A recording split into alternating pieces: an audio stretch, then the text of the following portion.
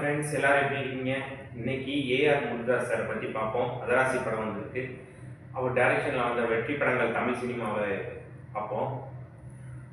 அதுக்கு முன்னாடி நம்ம சேனலை சப்ஸ்கிரைப் பண்ணாமல் சப்ஸ்கிரைப் பண்ணிக்கோங்க, லைக் பண்ணிக்கோங்க. அப்போ தான் எனக்கு ஒரு சப்போர்ட்டிவாக இருக்கும். ஏதாவது வீடியோவில் முரண்பாடு, மற்றபடி ஏதாவது சொல்லணும்னு நினச்சிங்கன்னா கமெண்ட்டில் சொல்லுங்கள். அப்போ தான் அடுத்த வீடியோக்களில் வந்து அது சரி பண்ண முடியும். ஓகேங்களா? நம்ம டேரக்டாக வீடியோக்குள்ளே போயிடலாம். ஏஆர் முருகதாஸ் சார் எடுத்துட்டோம்னா, முதல் படம் தீனா. தீனா படத்தில் தான் தலைக்கு அஜித் சார் தலைன்னு பேர் வந்துச்சு. படம் அந்த அளவுக்கு அல்டிமேட்டாக இருக்கும். பாடல்களும் நல்லாயிருக்கும், லவ் போர்ஷன்ஸ் நல்லாயிருக்கும், ஆக்ஷன் பிளாக்கும் நல்லாயிருக்கும். அது ஃபஸ்ட்டு ஓப்பனிங் சீன், அந்த கண்ணு பார்க்குற சீன்லாம் பயங்கரமாக இருக்கும்.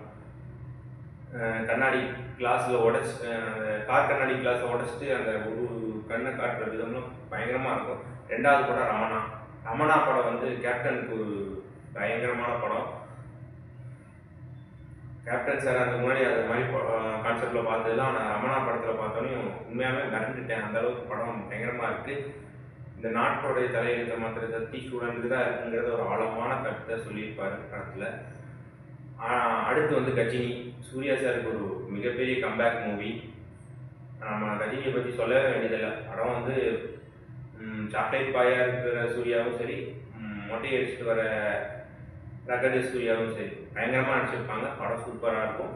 அடுத்த படம் வந்து தமிழில் பண்ணது ஏழாம் அறிவு. ஏழாம் அறிவு வந்து எனக்கு போதி தருமன். ஒரு தமிழன வெளிநாடுகளில், அதுவும் சைனாவில் எப்படி கொண்டாடுறாங்க, நம்மளோட தற்காப்பு கலையை நம்ம எவ்வளோ இழந்திருக்கோம் அப்படிங்கிற ஒரு நிறைய விஷயங்களை சொன்ன படம் ஏழாம் அறிவு. அடுத்த படம் வந்து துப்பாக்கி. நம்ம தளபதியை வந்து வேறு டைமென்ஷனில் காட்டின படம் துப்பாக்கி. I am waiting. அந்த சீனை நான் மறக்கவே மாட்டேன். அந்த அளவுக்கு இருக்குது. சேம் கத்தி, தொடர்ந்து கத்தி பண்ணாங்க. கத்தி அவ்வளோ அற்புதமான படைப்பு. கத்தி ஈக்குவல் வந்து வேறு படம் வராது, அந்த அளவுக்கு இருக்கும். கத்தி படத்தில் வந்து மெசேஜும் சொல்லியிருக்காங்க. தண்ணி விவசாயம் இந்த சார்பில் ஒரு மெசேஜ் சொல்லியிருக்காங்க.